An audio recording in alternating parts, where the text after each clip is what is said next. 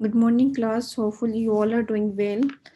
Kindly confirm me your attendance first. It's 8325 01 06 10 12 13 14 15 16 and then 18 22 23 25 27 and then it's 29 40 42 43 45 46 and 55।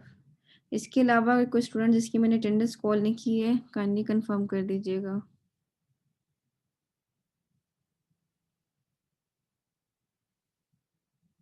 सबकी attendance mark हो गई है, then let me submit it.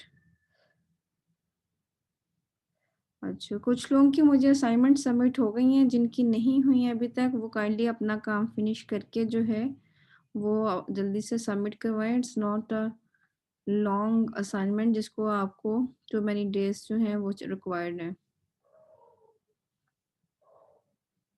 अच्छा जी, कल हमने डेटाबेस सिक्योरिटी के बारे में पढ़ा था। आज का लेक्चर हमारा जो है वो फिजिकल डेटाबेस की डिज़ाइनिंग है कि जब हम फिजिकल डेटाबेस को डिज़ाइन करते हैं तो हम उसमें किन बातों का जो है वो ख्याल रखते हैं।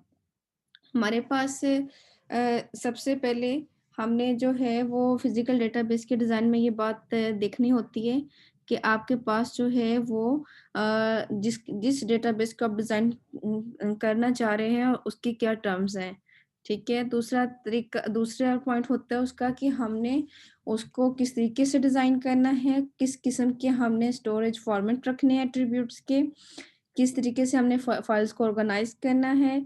आपके पास जो है फाइल की ऑर्गेनाइजेशन एंड इंडेक्सिंग जो है वो हमने नहीं पढ़ी है, क्योंकि अब आपका सेमेस्टर जो है वो एंड होता जा रहा है। हमारा ये एक टॉपिक रह गया था, फाइल ऑर्गेनाइजेशन इंडेक्सेस, लेकिन मैं उसको आपको थोड़ा सा बता दूंगी आज के लेक्चर में कि बेसिकली उसका मकसद क्या होता है। और इसके अलावा जो है वो किस तरीके से जो है अगर हमारा जो डेटाबेस मॉडल है वो अगर डीनॉर्मलाइज है तो हम उसको किस तरीके से जो है नॉर्मलाइज कर सकते हैं। तो सबसे पहले फिजिकल डेटाबेस के जब भी आपने डिज़ाइन करना है तो उसके आपके 6 मेजर स्टेप्स होते हैं। सबसे पहले आपने उसकी प्लानिंग करनी है, उसका एनालिसिस करना है, लॉजिकल डेटाबेस की डिज़ाइनिंग को माइंड में रखना है, फिर उसका फिजिकल डिज़ाइन तैयार करना है, फिर उसकी इम्प्लीमेंटेशन होती है और लास्ट पॉइंट जो होता है वो आपके पास डेटाबेस की रिपोजिटरी होती है।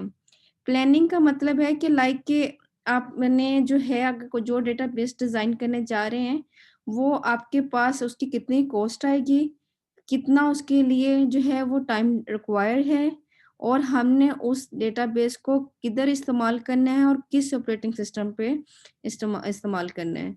तो जब हम प्लानिंग कर रहे होते हैं किसी डेटाबेस की डिज़ाइनिंग के लिए तो हम ये 4-5 बातें जो हैं वो अपने माइंड में रखते हैं।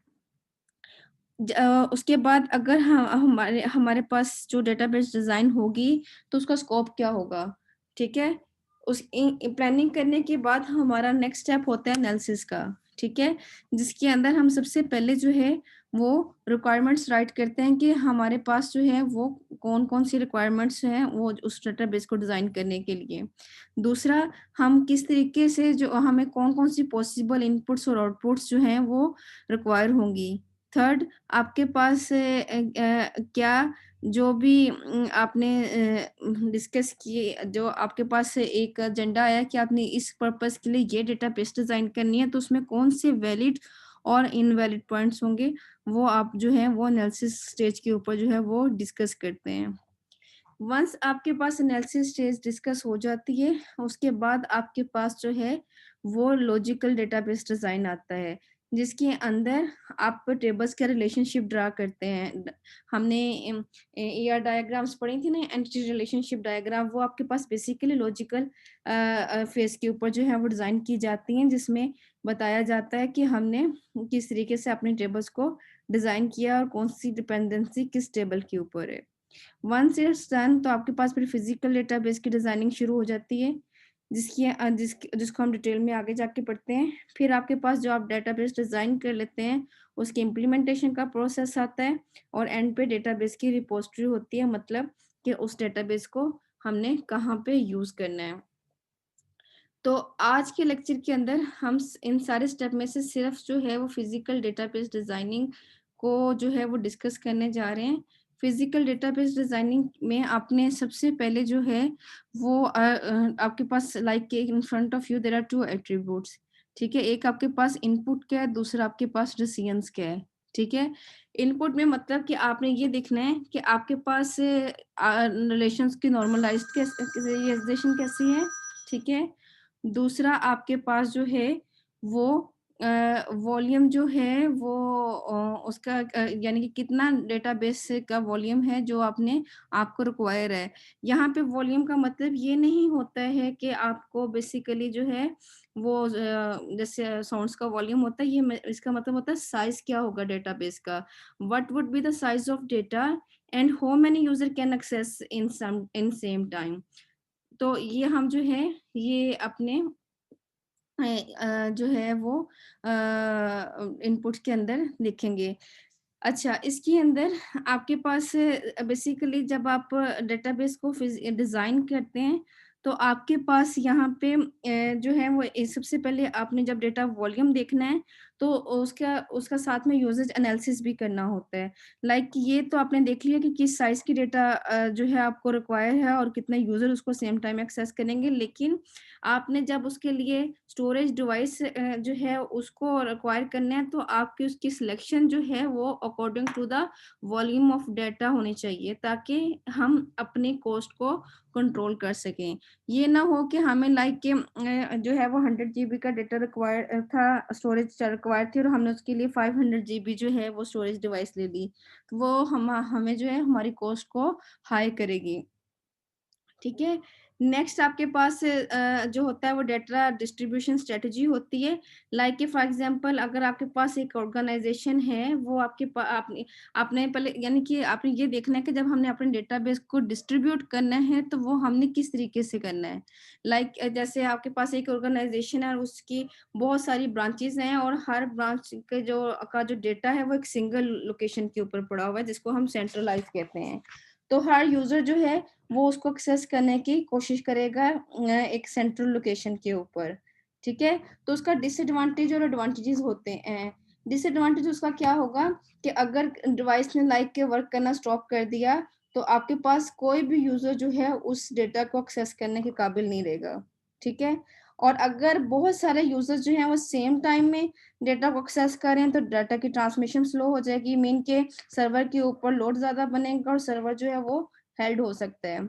लेकिन मीनवाइल हमें सेंट्रलाइज करने का फायदा ये भी है कि आप अपने अगर किसी डेटा को अपडेट करना है, तो आपके पास डेटा की अपडेशन जो है वो आप इजीली कर सकते हैं, ठीक है। और प्लस इसका स्ट्रक्चर जो होता है वो भी बनाना आसान और सिंपल होता है। अच्छा, सम टाइम होता है कि हमें सेंट्रलाइज डेटा नहीं चाहिए होता, तो हम क्या करते हैं, हम पार्टीशन कर लेते हैं, ठीक है। पार्टीशन में क्या करते हैं कि हम डेटा को जो है वो ज्यादा कंप्यूटर्स के ऊपर डिवाइड कर देते हैं और उन कंप्यूटर्स को आपस में कनेक्ट कर देते हैं। उससे क्या होगा कि हमारी स्पीड भी डेटा की इंक्रीज कर जाएगी और डेटा के मल्टीपल प्लेसेस होने की वजह से। लेकिन इसके डिसएडवांटेजेस में तो ये होगा कि हमें अपडेट करना मुश्किल हो जाएगा। लाइक ये ना हो कि हमने एक कंप्यूटर पे अपडेट किया और हम दूसरे पे अपडेशन को भूल गए और डाटा की कंसिस्टेंसी जो है वो बरकरार नहीं रहती। तीसरा, अगर आपने लाइक के सेंट्रलाइज और पार्टीशन के अलावा तीसरा ऑप्शन आपके पास होता है रेप्लिकेटेड का। रेप्लिकेटेड मीन कि आपके पास सेम डेटाबेस को आप मल्टीपल प्लेसेस पे रखते हैं, ठीक है। पार्टीशन में क्या करते हो आप अपने टोटल डेटा को जो है वो 50-50 पे डिवाइड कर देते हो, 51% एक पे रख दिया और 50% लाइक एक पे रख दिया। लेकिन रेप्लिकेटेड के अंदर आप सेम डेटाबेस को जो है वो मल्टीपल प्लेसेस के ऊपर रख देते हो। तो इस तरीके से आपके पास ऑल्दो के डेटा आपके पास एक अगर प्रॉब्लम आ रहा है कंप्यूटर के ऊपर, तो आपके पास जो है वो दूसरे से वो एक्सेस कर सकता है और अगर दूसरे में लोड ज्यादा हो गया तो तीसरे पे कर सकते हैं। लेकिन हमारे पास यहाँ पे मेमोरी लॉस बढ़ जाता है, ठीक है। मेमोरी का वेस्ट हम मेमोरी ज्यादा यूज करनी पड़ती है और प्लस आपके पास डेटा की सिंक्रोनाइजेशन जो है वो भी डिफिकल्ट हो जाती है। लास्ट पॉइंट आपके पास डेटा को क्या कहते रखने का होता है, वो आपके पास हाइब्रिड होता है, जिसके 2 पार्ट होते हैं, एक नॉन क्रिटिकल फ्रेगमेंट और एक क्रिटिकल फ्रेगमेंट, ठीक है। नॉन क्रिटिकल फ्रेगमेंट में डेटा को सेंट्रलाइज किया जाता है और क्रिटिकल फ्रेगमेंट के अंदर उसकी पार्टीशन की जाती है। तो उससे क्या फायदा होता है हाइब्रिड के अंदर, कि आपके पास सेंट्रलाइज्ड और पार्टीशन दोनों की जो एडवांटेजेस हैं वो हम हाइब्रिड के अंदर जो है वो अचीव कर सकते हैं। तो ये आपके पास जो है, ये आपने अकॉर्डिंग टू द अपनी डाटा की वॉल्यूम की रिक्वायरमेंट और अपने रिस्पॉन्स टाइम के हिसाब से जो है वो डिसाइड कर लेना है। इसके बाद आपके पास जो सबसे इम्पोर्टेंट चीज आती है वो फाइल ऑर्गेनाइजेशन होती है, ठीक है। फाइल ऑर्गेनाइजेशन आपको मैं सिंपल अल्फाज में समझाऊं तो बिल्कुल ऐसे ही है कि अगर आपने अपनी अलमारी में चीजों को तरतीब से रखा हुआ है किसी तरीके से, एक उसके क्या फायदे होंगे, एक तो आपने कोई चीज ढूंढनी होगी, हमें वो आसानी से मिल जाएगी। दूसरा, हमारे पास जो डाटा सर्च करना तो चीज सर्च करनी तो आसान होगी, प्लस हमारे पास कैपेसिटी बढ़ जाती है। चीजों को तरतीब से रखने की वजह से हम एक जगह पे ज्यादा चीजों को रख सकते हैं। बिल्कुल इसी तरह फाइल ऑर्गेनाइजेशन होती है कि आपके पास डाटा को सीक्वेंस के साथ और एक प्रॉपर तरीके से के साथ जो है वो स्टोर किया जाता है, ठीक है। तो उससे क्या होता है, एक तो हमें डेटा सर्च करने में हेल्प हो जाती है। दूसरा, अगर डेटा आप नहीं करेंगे ऑर्गेनाइज तो क्या होगा, आपके पास सर्चिंग भी डिफिकल्ट हो जाएगी और लोड टाइम भी इंक्रीज हो जाएगा। अगर लोड टाइम इंक्रीज होगा तो हमारा सिस्टम जो है वो स्लो हो जाएगा। फिर हमारे पास सिस्टम स्लो हो जाएगा। लेकिन अगर यही डेटा हमने ऑर्गेनाइज किया होगा तो हमारे पास जो है डेटा का रिट्रीवल वो फास्ट हो जाएगा। फिर प्लस हमारे पास थ्रूपुट हाई रहेगी। थ्रूपुट हाई का मतलब कि आपके पास जो है वो, कि आप एक थोड़े टाइम में ज्यादा डेटा को रिट्रीव कर सकते हैं। फिर प्लस हमारे पास स्टोरेज प्लेस ज्यादा हो जाएगी। फिर हमारे पास जो है वो डेटा के फेलियर होने के चांसेस जो हैं वो कम हो जाते हैं। इसके अलावा अगर हमारे पास एक दफा हमने अपनी चीजों को तरतीब से रखा हुआ है तो हमें इसको बार बार जो है वो तरतीब चेंज करने की जरूरत नहीं पड़ती है। यानी कि हमें डेटा की रीऑर्गेनाइजेशन करने की भी जरूरत जो है वो नहीं पड़ती है। लास्टली, कि आपके पास डेटा को अपडेट करना भी आसान हो जाता है और प्लस डेटाबेस की सिक्योरिटी जो है वो भी हम ज्यादा अच्छे तरीके से सिक्योर कर सकते हैं। अगर डेटा को अगर आपने अपनी चीजें बखेर की कोई कहीं पे रखी होगी तो उन चीजों को लुक आफ्टर करना आपके लिए मुश्किल होता है। लेकिन अगर आपको पता है कि आपने वार्डरोब के एक पोर्शन में अपनी चीजों को तरतीब से रखा है तो मैं उसको अगर लॉक कर दूं या मैं सिर्फ उसी वार्डरोब को लुक आफ्टर मुझे करना होगा तो वो मुझे आसान होगा। इसी तरह अगर आपने चीजों डेटा को ऑर्गेनाइज करके रखा होगा अच्छे तरीके से तो आपको उसकी सिक्योरिटी जो है वो भी संभालनी जो है वो आसान हो जाती है। इंडेक्सिंग इसके अलावा बाद में आता है। इंडेक्सिंग क्या होती है डेटाबेस के अंदर, कि आप क्या करते हैं, आप डेटा को रिट्रीव करने के लिए मल्टीपल टेबल से डेटा को जो है वो रिट्रीव हेल्प आउट लेते हैं। जैसा कि आपके पास इंडेक्सिंग बुक अगर आपने देखी होंगी तो उसमें भी एक आपके पास इंडेक्स होता है। उससे क्या होता है कि आप देख लेते हैं कि कौन, अगर आपने लाइक की किसी चीज के बारे में सर्च करना है, कौन से चैप्टर के किस पेज के ऊपर आपका वो टॉपिक है, आपको इंडेक्सेस हेल्प कर देता है। इसी तरीके से इंडेक्सेस जो है वो डेटाबेस के अंदर हेल्प आउट करता है कि आपके पास लाइक हमें पता है कि हमें जैसे सब क्यूरीज लगाई थी तो हमें कितने सारे डेटा टेबल्स को हम उसके अंदर जो है वो इन्वॉल्व कर रहे होते हैं। तो जब हम ज्यादा टेबल्स को इन्वॉल्व कर रहे होते हैं तो हमने उनका रिलेशनशिप जो है वो एक इंडेक्स टेबल के साथ क्रिएट कर लेते हैं। इंडेक्स टेबल क्या करता है कि लाइक एक मेन टेबल होता है जो कि ऑल अदर्स टेबल्स के साथ जो है वो कनेक्टेड होते हैं। उसका एडवांटेजेस क्या होगा कि अगर हमने कोई चीज जो है वो हमने कोई डाटा जो है वो सर्च करना है तो इंडेक्स टेबल जो होता है वो हमें इसके अंदर हेल्प आउट करता है, जिससे क्या होगा, हमारा लोडिंग टाइम डिक्रीज हो जाएगा और we can perform our operation very fastly, ठीक है। और हम मोस्टली क्या करते हैं, इंडेक्स टेबल को किससे कनेक्ट करते हैं, वो जैसे हम प्राइमरी की या फॉरेन कीज के साथ करते हैं या कंपोजिट प्राइमरी कीज के साथ करते हैं, बिल्कुल वही कॉन्सेप्ट जो है वो यहाँ पे हमारे पास जो है वो अप्लाई होता है, ठीक है। और इसके अंदर ऐसी चीज जो हमने नहीं पढ़ी, इंटीग्रिटी एक्सपेक्टेशंस क्या होती हैं, कि इंटीग्रिटी कंस्ट्रेंट्स हमने पढ़ी थी, यानी कि लेयर्स ऑफ सिक्योरिटीज हम किस तरह लगा सकते हैं। लाइक अगर 2 या 2 से ज़्यादा डेटा जो है वो मल्टीपल प्लेसेस के ऊपर पड़ा हुआ है, तो हमने इस बात को भी मेक श्योर करना है कि अगर किसी एक एक प्लेस के ऊपर डेटा चेंज हो रहा है, तो उसकी मॉडिफिकेशन जो है वो दूसरी जगह के ऊपर भी हो रही हो, ताकि डेटा की कंसिस्टेंसी जो है वो बरकरार रह सके और हम डेटा को सिक्योर भी कर सकें और हम इसको बचा सकें अनऑथराइज्ड एक्सेस से। तो ये सारे पॉइंट्स जो मैंने आपसे डिस्कस किए हैं, ये it is the main necessary part two design any physical database. ठीक है?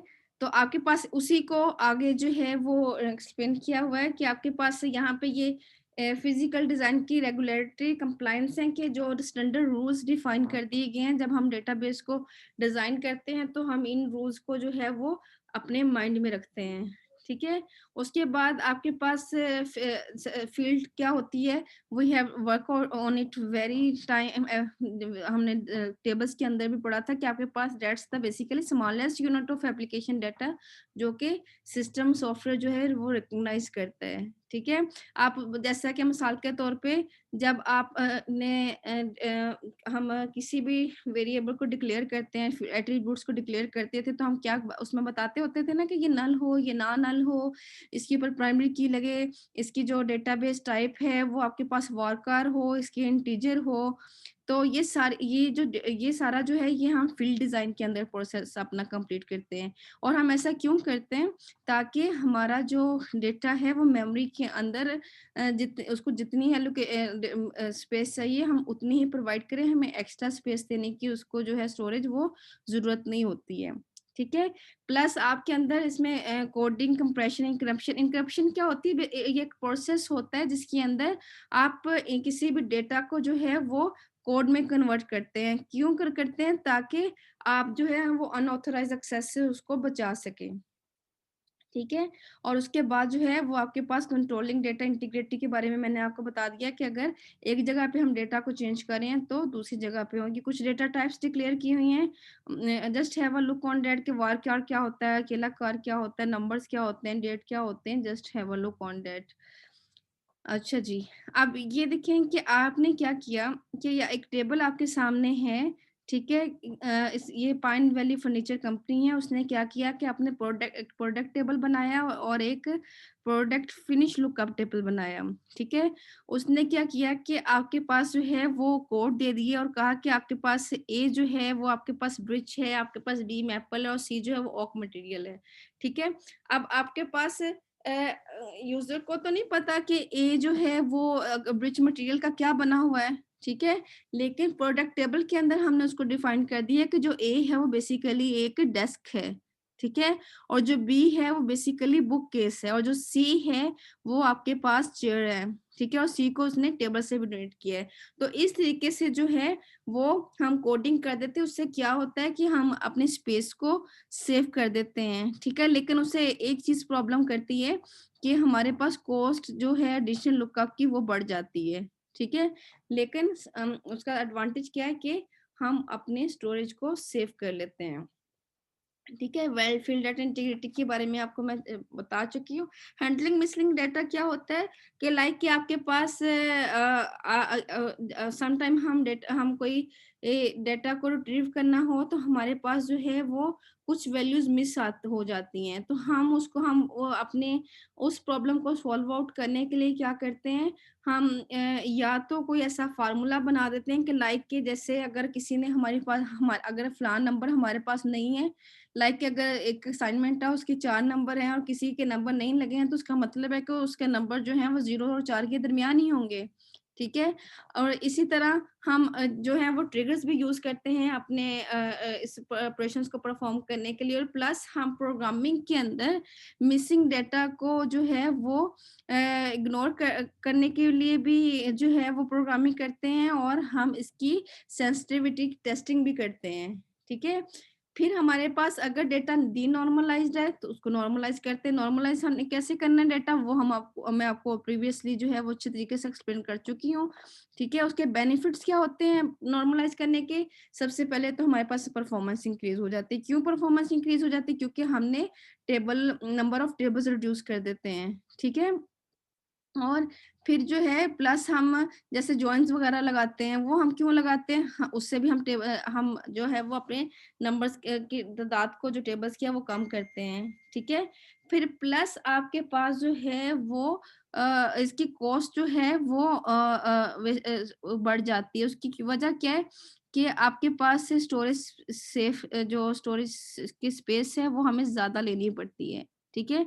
क्योंकि डेटा की डुप्लीकेशन है। देखिए ना आपने जॉइन में भी जो आपका नया टेबल क्रिएट किया, उसमें भी आपके पास वही डेटा मौजूद है जो कि आपके पास इंडिविजुअल टेबल्स के अंदर है, ठीक है? और आपके पास फिर हम टेबल्स को आपस में कनेक्ट भी करते हैं। किससे कनेक्ट करते हैं? रिलेशनशिप्स के थ्रू कनेक्ट करते हैं, जैसे वन टू वन है, one to many to many है। रेफरेंस डाटा के थ्रू करते हैं, जैसे याद है आपको हमने फॉरेन कीज़ लगा के किया था, रेफरेंशियल के तौर के ऊपर भी हमने टेबल्स ड्रा किए थे। तो ये कुछ आपके पास डायग्राम है जिसके अंदर किस तरीके से जो है वो पॉसिबल डिनॉर्मलाइजेशन सिचुएशंस को डील किया गया है, ठीक है? आपके पास लाइक के स्टूडेंट्स हैं जिन्होंने एप्लीकेशन फॉर्म सबमिट करवाना है यूनिवर्सिटी का, ठीक है? तो to many students could be submit many forms in an university. तो आपके पास उसकी नॉर्मलाइज़ सिचुएशन क्या होगी कि आपके पास आप स्टूडेंट की इन्फॉर्मेशन को अलग से कर दें एक टेबल के अंदर, और एप्लीकेशन की इन्फॉर्मेशन को जो है वो आप सेपरेट कर दें और उसको फॉरेन की लगा के जो है वो कनेक्ट कर दें। दूसरी सिचुएशन क्या है कि आप कुछ डेटा यहाँ से लें, कुछ डेटा आप जो है वो दूसरी साइड से लें और आप जो है वो उसको एक ही टेबल के अंदर डाल दें। तो क्योंकि एप्लीकेशन डेट और क्वालिफिकेशन को आप, लेकिन इसके अंदर आपके पास क्या प्रॉब्लम होगा कि ये पॉसिबिलिटीज़ हैं कि आपके पास नल वैल्यूज़ इंक्रीज़ कर जाएँगी, ठीक है?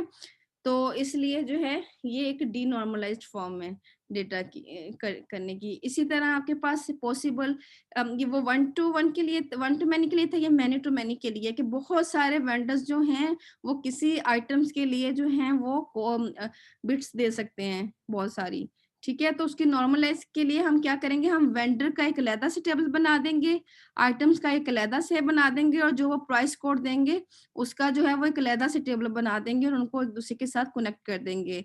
तो इससे क्या होगा, इससे टेबल हमारे पास जो है वो 3 क्रिएट हो जाएँगे, ठीक है? तो इसको अगर है इसको हम दूसरे तरीके से, हमारे पास ऑप्शन में क्या होगा कि वेंडर की डिटेल का टेबल एक हम ऐसे बना दें, लेकिन जो आइटम और प्राइस कोड का है उसको हम मर्ज कर दें, ठीक है? उसमें आइटम आईडी और डिस्क्रिप्शन के साथ जो है वो आइटम आईडी और आइटम आईडी का सेम एट्रीब्यूट है, तो इसलिए हम इसको एक ही दफ़ा यूज़ कर लें और हम वेंडर और प्राइस जो है वो इसके साथ जो है वो अटैच कर दें। तो एक नया टेबल इसका सेपरेटली ड्रा हो जाएगा।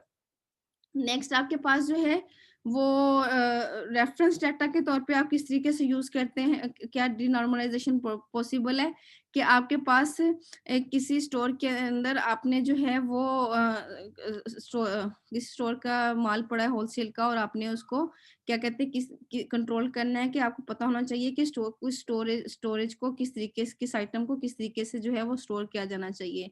तो स्टोरेज का नॉर्मलाइजेशन के अंदर स्टोरेज का आप अलहदा से बना देंगे कि इंस्ट्रक्शंस क्या हैं उसकी, स्टोर मौजूद कहाँ पे है और किस टाइप का कंटेनर वहाँ पे मौजूद है।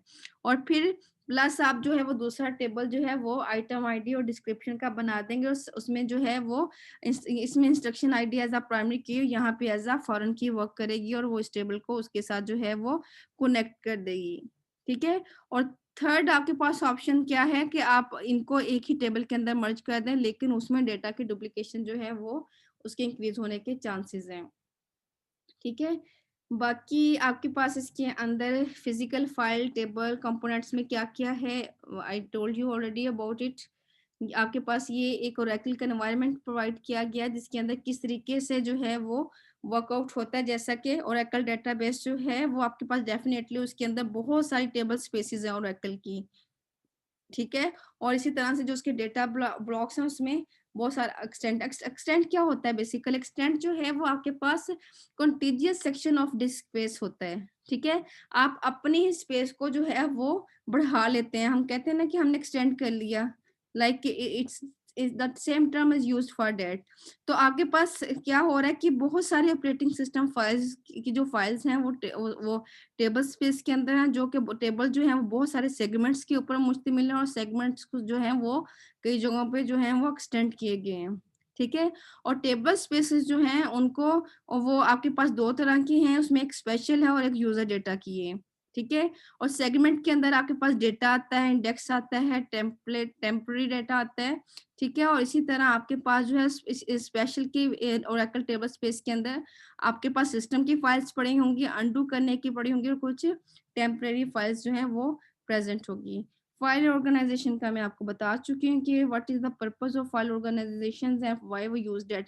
अब देखिए फाइल ऑर्गेनाइजेशन की एक मिसाल आपके सामने दी हुई example, you can see that कि आपके पास लाइक कि आपने इस एक आपके पास सिक्वेंशियल फाइल है, यानी कि सीक्वेंस के साथ डेटा जो है वो आपके पास मौजूद है, और आपके पास जो सीक्वेंस है वो आपके पास प्राइमरी की भी उसके ऊपर फील्ड वैल्यू उसके ऊपर जो है वो लगी हुई है, ठीक है। अब आपने क्या करना है, आपने जो है वो एक फ्लायर नाम के कोड फाइंड आउट करना है इसके अंदर, ठीक है। आप क्या फाइल जो है वो आपके पास टॉप से स्टार्ट होती है और स्कैनिंग जो है वो अप से डाउनवर्ड होगी, ठीक है। आप अब वो उसको सारे को सर्च करेगा और जहाँ पे उसको फ्लायर्स मिलेगा वो उसको जो है वो रिट्रीव करके जो है वो ले आएगा, ठीक है। इससे क्या होगा कि आपका एवरेज टाइम जो है वो डिक्रीज हो जाएगा किसी भी रिकॉर्ड को फाइंड आउट करने के लिए। दूसरा तरीका अगर हम इसमें इंडेक्सिंग कर दें, अच्छा ये सिंपल फाइल ऑर्गेनाइजेशन थे, अगर मैं इसको इंडेक्सिंग के फॉर्म में लेके आए तो इंडेक्सेस क्या होंगे कि आपने ये देखिए इसके अंदर जितने भी अल्फाबेट हैं ABDEFHMP और S, इस किस्म के सारे अल्फाबेट्स का जो है वो आपने एक इंडेक्स टेबल बना दिया, ठीक है। उस इंडेक्स टेबल ने अब जैसे यहाँ पे पहले FP और Z का बनाया हमने, हमारे पास की क्या है, फ्लायर्स की है, ठीक है। अब F और P के दरमियान की जो स्पेस है वो F से ऊपर वाले कीवर्ड्स को सर्च आउट करेगी। F से ऊपर वाले कीवर्ड क्या थे, A B और D थे, ठीक है। तो वो आपके पास जो है वो इसमें उसने B D और F को किया, ठीक है।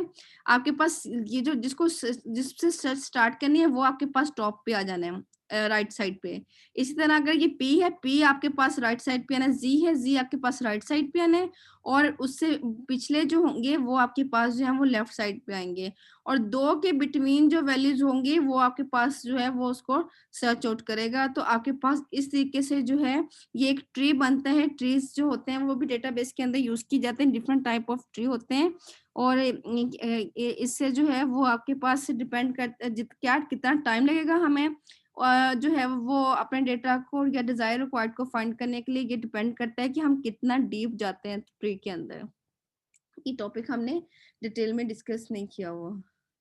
अच्छा जी, एक तरीका होता है हमारे पास हैश एल्गोरिदम का। हैश एल्गोरिदम क्या करता है, हैश एल्गोरिदम यूजुअली जो है वो आपके पास जैसे हम डिवीजन रिमाइंडर जो है वो डिवीजन मेथड यूज करते हैं ना, उसमें जो रिमाइंडर होगा वो आपके पास जो होगा वो रिकॉर्ड की पोजीशन को बताएगा। तो उसका क्या फायदा है कि आप बजाय इसके कि पूरे सीक्वेंस को सर्च आउट करें कि आपने माइनर से शुरू करना है और फाइंड करते करते करते करते फ्लाइट्स तक आना है, तो हम अपने सिस्टम को सेव, अपने टाइम को सेव करने के लिए एक हैश एल्गोरिदम अपने डेटा के ऊपर लगा देते हैं। हैश एल्गोरिदम क्या करता है कि वो जो हमने उसको वर्ड दिया वो उसको एक जो है वो उसके डिवीजन रिमाइंडर का मेथड होगा, वो जो रिमाइंडर होगा वो उसकी पोजीशन बता देगा कि आपके पास फलां प्लेस के ऊपर जो है मेमोरी के फलां सेगमेंट के ऊपर जो है वो फ्लायर पड़ा हुआ है, तो वो उसको लिस्ट के अंदर से सर्च आउट करके जो है वो हमारे पास ले आएगा। इसी तरह ये जॉइंस है, जॉइन को मैंने आपके साथ डिटेल में डिस्कस किया हुआ है कि जॉइन किस तरह से वर्कआउट करते हैं। And then it's a different file type of organization जिसके अंदर हमारे पास हमने सिक्वेंशियल पढ़ी है, उसके क्या फायदे एडवांटेज और डिसएडवांटेज जो हैं वो डिस्कस किए गए हैं, इंडेक्सेस के डिस्कस किए गए हैं और हैश के डिस्कस किए गए हैं। इसको आप जो है वो रीड आउट कर लीजिएगा, ठीक है। नेक्स्ट आपके पास सिलेक्टिंग की, we know very well that कि जब हमने को जो की जिस एट्रीब्यूट पे हमने प्राइमरी की लगानी है या सेकेंडरी की लगानी है, तो ये चीज़ें यानी कि फॉरेन की लगानी है, तो हमने ये चीज़ें अपने माइंड में रखनी है कि उसकी क्या-क्या क्वालिटीज़ होंगी।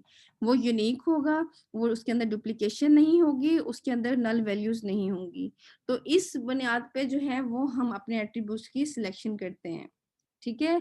आपके पास I have a very short time now, it's less than a minute. आपके पास इंडेक्सेस लगाने के कुछ रूल्स जो हैं वो डिस्कस किए गए हैं। आप इन रूल्स को पढ़ लीजिएगा कि उस बेसिकली किस तरीके से हम इंडेक्सेस करते हैं। आपके पास अगर आपने किसी इंडेक्स को जो है वो एज अ की यूज करना है to determine the location of the record, तो आपने क्या करना है कि लाइक आपने उसको कोई ना कोई जो है वो नंबर असाइन कर देना है, जिससे वो उसका स्टोरेज एरिया जो है वो डिटरमाइन कर लेगा, ठीक है। और आपके पास जो डीबीएमएस है वो आपके पास की लिमिट्स होती है इंडेक्सेस के पर टेबल के, लाइक आपने एक टेबल पे इतने इंडेक्स लगा सकते हैं और क्या इतने इंडेक्स लगा सकते हैं। और जब आपने इंडेक्सिंग करनी है तो एक बात और भी आप माइंड में रखनी है कि आपके पास उस इंडेक्सेस टेबल के अंदर जो है वो नल वैल्यू ज्यादा ना हो, क्योंकि many DBMS will not recognize the null values in the index research। ठीक है, ये हमारा आज का टॉपिक था, लास्ट थ्योरी का टॉपिक था। होपफुली कि आपको समझ आ गया होगा, और कोई ना बात समझ आए तो आप मुझसे नेक्स्ट लेक्चर में पूछ सकते हैं। Thank you so much for your precious time. Take care. अल्लाह हाफिज।